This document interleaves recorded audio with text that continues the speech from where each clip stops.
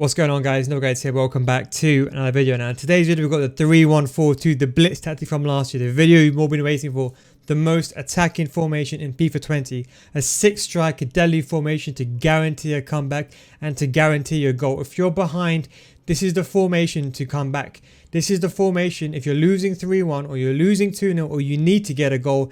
These are the formations to use to guarantee that. Before I do get into tactics instructions, I just want to say, if you want to get better at FIFA, you can always join my FIFA School series. I've been doing it for the past year now, and hundreds of people have gone better at FIFA just from my in-depth video series. Maybe you're asking, what is it? Basically, it's a comprehensive video series with a progressive learning system that is catered for all individuals. If you want to get elite, this is the FIFA series for you. What I'll be teaching you is core mechanics FIFA, so what you will learn will apply to any FIFA you play. It is only $9 or £7, but the price will be increasing by triple by next month. So if you want to join now and retain the same price for the rest of FIFA 21, now is the time to join before next month. In case you're wondering what it is, it's basically a comprehensive guide starting from the beginning. So whether you're a beginner or whether you're an advanced player, you can pick up at any stage.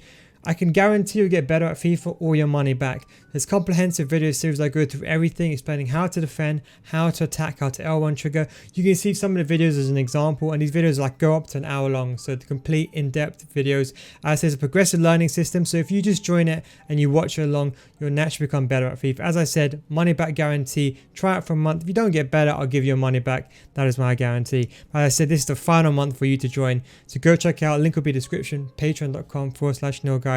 But without further ado, let's go straight back into the video. Now this is the Blitz tactic, the formation from last year that you've all been waiting for. This is the 3-1-4-2, the 6-striker formation tactic that I used last year. I was trying to find a viable solution for the entire year. It is hard to test these formations. It takes months to do, and I couldn't really release it because it wasn't as powerful as it was. But now Team of the Season is around, we can now do it. It's basically a formation where you have a 4-striker formation and you have 2 inverted strikers coming in behind. So you have a 6-striker formation. The reason and why it's so most effective is you're going to have every single player of your opponent being marked. So what happens is your opponent typically have 4 defenders and 2 CDMs.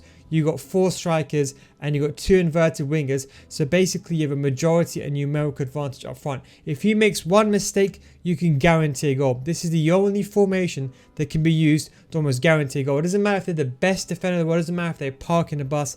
This is the formation that will break it. You've probably seen this last year as well. We're going to go into the tactics and instructions. I'm going to explain to you how it all works.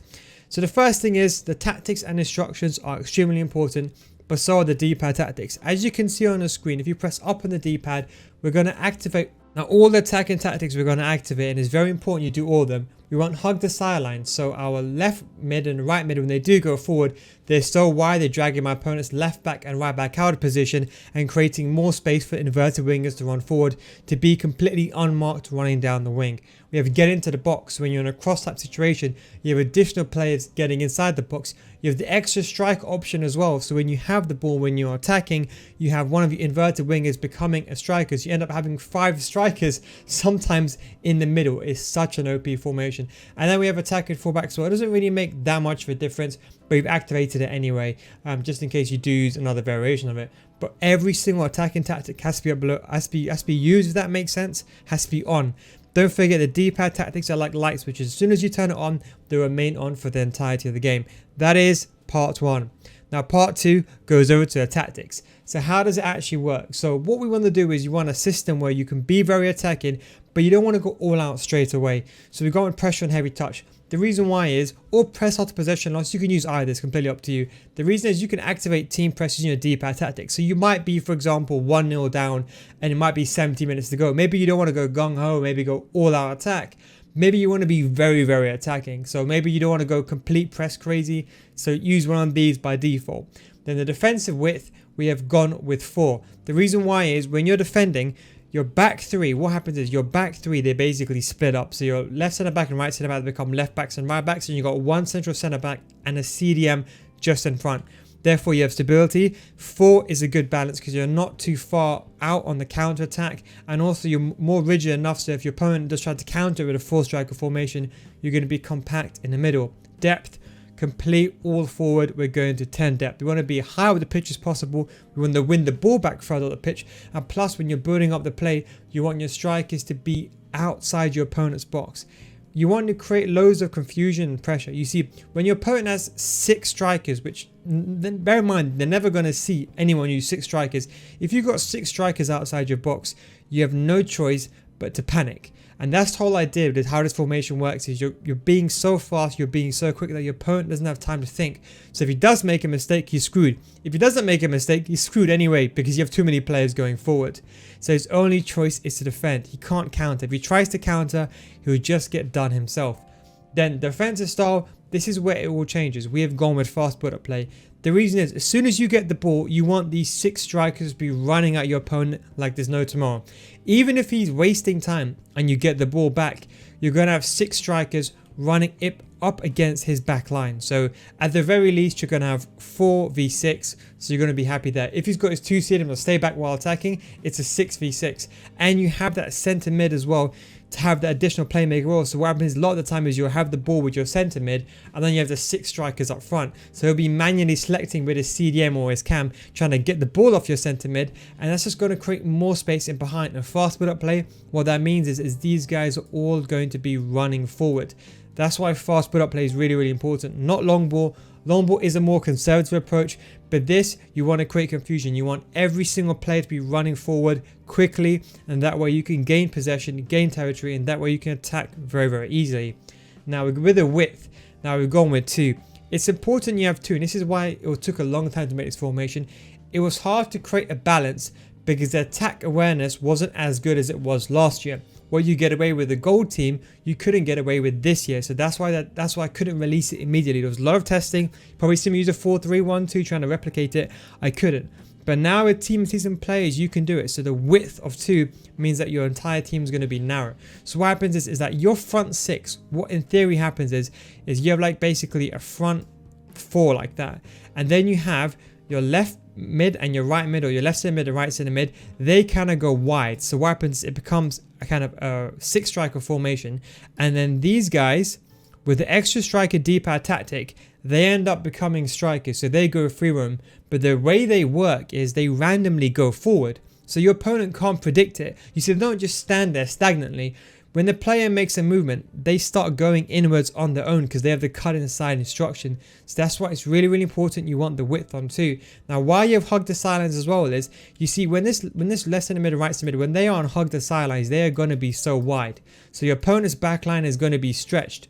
Now, when your opponent's backline is going to be stretched, it's going to have holes in between his center backs and his left back. So it's going to create more space for you to pierce through his defensive line. And that is why it's so effective. You want to be quick, you want to be fast, and you want to be very, very attacking, be very, very fluid in your attack, be dynamic. You want loads of movement.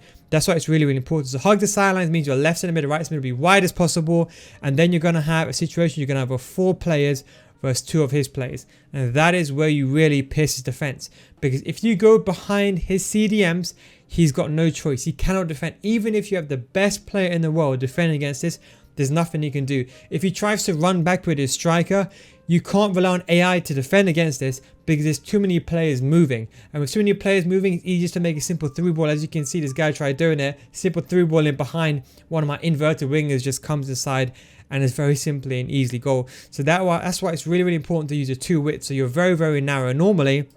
And with hug the sidelines, the left center mid and right center mid, they go wide on their own. And then the kind of the 4 striker formation, they stay very in the narrow. It kind of plays like a 4-2-2 up front, if that makes sense. That's why it's really, really important you want the width of 2. So everyone else is narrow, apart from the left center mid and right center mid, who are very, very wide. Now, players in the box, we've gone all out. We've gone on 10. Now, in case you don't know, the D-pad tactics players in the box means that if you have this on 1, in theory, if you have this on 1, if you activate the D-pad tactics, players get into the box. It means you're going to have more players running inside the box. Normally the player with the most offensive work rates. So that's why we put this on 10 anyway. But we've also done the D-pad tactic anyway, just to override it, because sometimes the game might choose another player to stay back, which I'll get onto in a second. And that's why we put everyone to get inside the box. That way, when you win the ball back and you're down the wing, every single person will run inside the box. There's nothing your opponent can do about it.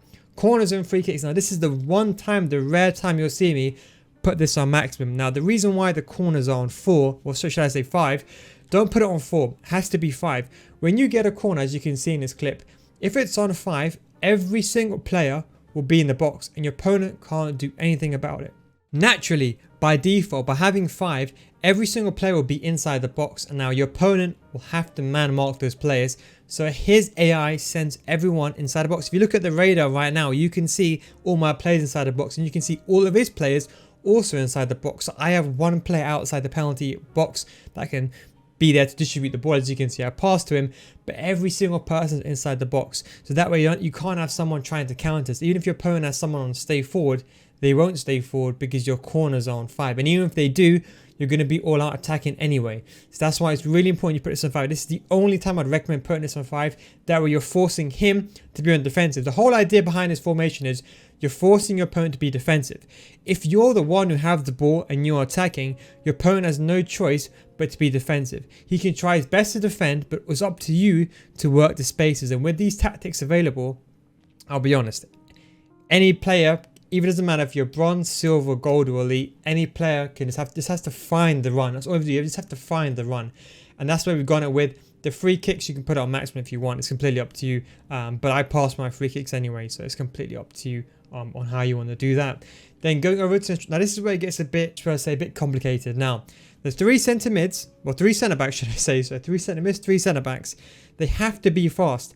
The reason why this couldn't work before Team of the Season is some of you guys didn't want to use fullbacks and centre back, and if you didn't, you couldn't get away with it. Now, because centre backs have 80 pace, what happens is these left centre back, he goes wide, the right centre back, he goes wide. So you have basically a back 3. So when you're attacking, you have basically a back 3 spread out.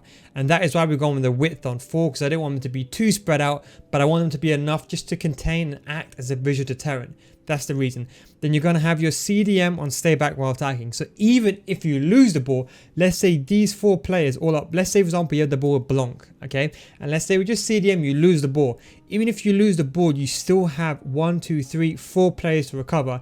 And you see the difference is if you have a two defender formation, let's say like a 4-4-2, and your fullbacks are enjoying the attack, what happens is you get left with 2 centre backs only, and they get very isolated. But this way, you have 3 centre backs. 1 can go wide, 1 and 2 can go wide. Just saying, 1 can go in the middle, and you cover all areas of the pitch. And then Blanc can be controlled manually to make a back 4. So at the worst case scenario, even if your opponent tries to outsmart you, and he puts 4 strikers on stay 4, which he never will do, because that is literally just, it's kamikaze if he does that, because he's going to leave himself so open. But let's just say you try to do it. If you did do it, all that's going to happen is this entire back line could just run back into a back 4, and you can defend with a 4v4. So that's why we have every single person on stay back while attacking. The CDM as well on cut passing lanes, stay back while attacking, and cover center. The reason why this is important is because you don't want him to go forward, because if he goes forward, there's going to be too many players inside the box. You need one person outside the box. So his AI marks that player, because if he's not here, his AI will basically commit inside the box, and that's it, you're done.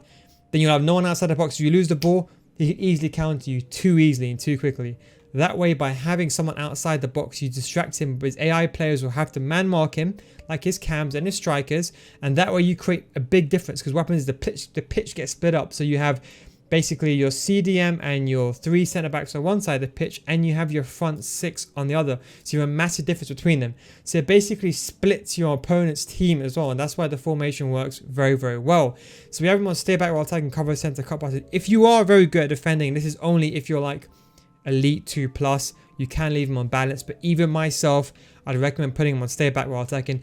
Do not put him on get forward. Honestly, you might think it will make it more attacking. If anything, it would just, he'll just make those runs and go nowhere, and you'll have no one outside the box to pass to if your opponent does defend very well in that instance. Now, this is where it comes now. The 2 strikers on stay forward, stay central, get into the box. Stay central is obvious. You want them into the middle. You want them to be getting in behind. Although they're on fast split up play, you still want them to get it behind.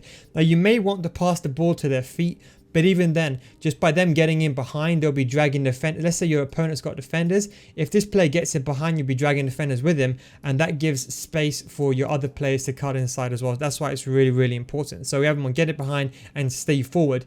You could always bring them back with the, if you press down the D-pad, then you press up. You can always bring them back with strike or drop back. But you're going to be, this is attacking formation. There's no need, this is do or die. You're not going to be playing come back on offense on your strikers. So that's why you got them on stay forward.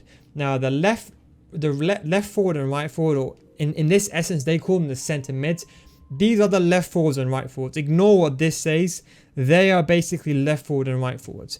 So when you have them, they're going to be on get forward, get inside the box, and they're going to be on cover wing on default. So when they're defending, they're going to be covering the wing.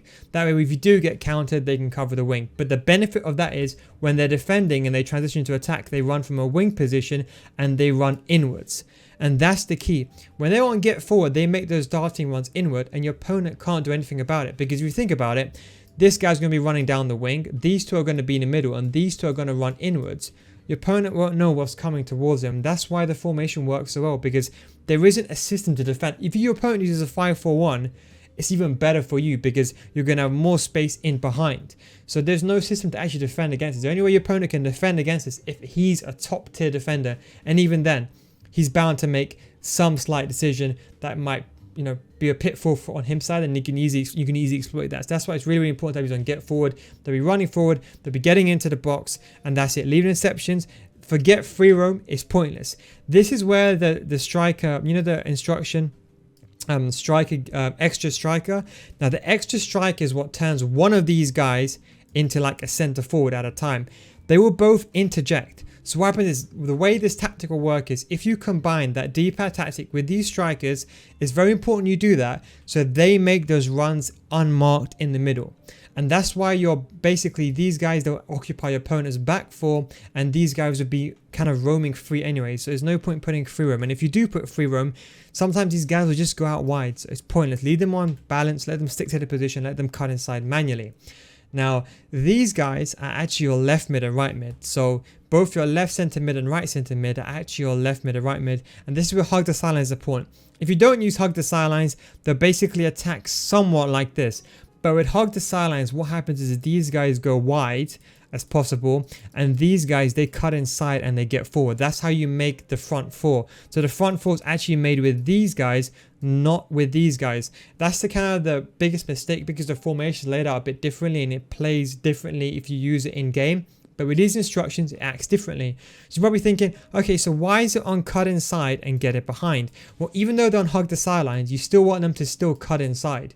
So you want them to making those darting runs going forward. And that's how you make the 6-striker formation. So yes, they'll be on hug the sidelines, they'll be wide as possible. But if you decide to turn it off, or let's say there was a passage of play where they could run inwards, they will still cut inside. And that's why you want them to get in behind and cut inside. That way they're going to be making movements inwards. So even if your opponent is, let's say that's Kante and that's Trent. If you're left back and right back, your opponent's left back and right back is occupying his positions. These guys are going to be running inside completely free. And let's say your opponent's got 2 CDMs, there's nothing you can do. You can try running back. But even if he does, because these guys are going to cut inside as well, they will make even more space and create more gaps. So the idea is it's going to shift your opponent's defense. So this is the way it works, and that's just the way it has to be. You can't change this. It has to be on stay forward, cut inside, getting behind for both these players. If you want to, you don't have to use hug the silence. It's not mandatory, but I'd recommend using it. That way, as I said, you can distract his left back and right back and create more space for you in the middle. Now, in terms of the players, your 2 marksman strikers, they go here. If you've got R9, you've got Neymar, you've got Ben Yedder, they go here in striker. These guys are going to be your inverted wingers. The same thing. You want your other key marksman strikers to be there. So obviously your left wing and right wing. If you've got someone like Mane, Team of the Year Mane, they will go there. Now, in this position, it's a bit different. Now, if you have a defensive phase, what will happen is these guys will kind of momentarily come back. So when you're defending, these guys will stay forward, and you kind of defend like in a 3-3. So you'll have basically your back 3 kind of split up, and you'll have like your midfield 3. So even if they're on stay forward, they will still defend in the 3. So even if they got stay forward on the actual tactics, sometimes what would happen is they will interject with these guys. This is where the formation gets a bit tricky. The way the formation, EA made this formation, I don't know why, but you might remember this last year, there was a glitch where these guys, they used to switch positions. It still exists in the game. So when you're defending, these guys might interchange, but the most important thing is you'll be defending with your CDM and your back 3. Sometimes these guys will come back, the AI will push them back manually. That's something to bear in mind. But when you're attacking, you win the ball, they're going to be in a basically a 6-striker formation. Your centre mid is going to be there controlling the pitch, and all you have to do is distribute the ball to the striker. I'll have to make a video on how to use this. The idea is you have control. The idea is if you want to use this formation, you change this formation when you're losing 2-0. This is the formation that will get you the goal. I can guarantee you it will get you the goal. If you can know how to shoot and you have to create the chances, it will guarantee you get the goal. But the most important thing is you need to remember this. This is not a formation to use if you're winning 1-0. If you're using 1-0, do not use this formation because your opponent's going to be even more attacking and you might get done on the counter attack. As soon as you draw, I'd recommend going back to a more conservative formation. So as soon as you draw, maybe go back to the 4-2-3-1 or my 5-2-1-2, which is my 3-3-4. But do not under any circumstance stay on this formation when you're drawing, because once you got the game back, go back to the regular formation and don't forget to turn off the D-pad tactics, because if you change to this formation, let's say you change to the 4-2-3-1 and you have your D-pad tactics on, these guys are going to be running forward and everyone's going to be running forward. You're going to have 2 centre backs left only. You're going to get counter-attacked and then you're going to concede. So you have to turn the D-pad tactics off, especially the attacking fullbacks.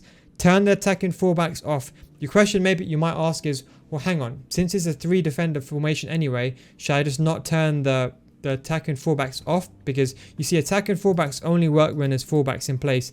I would say no, because sometimes the game glitches out and these players get treated as left back and right backs. There's rare situations where that does happen. It's kind of how the game lays it out in a chessboard. It's kind of hard to explain.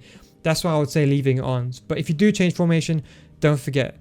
I mean, I'll make a video on how to use this formation, but if you used my Blitz tactic last year, you know exactly what formation this is and you know exactly what it does. The exact same approach. But I'll make a video on this tomorrow, how to use it with live commentary. But anyway guys, hope you enjoyed this video. Thank you very much for watching. Take it easy and I'll catch you next time. Peace out.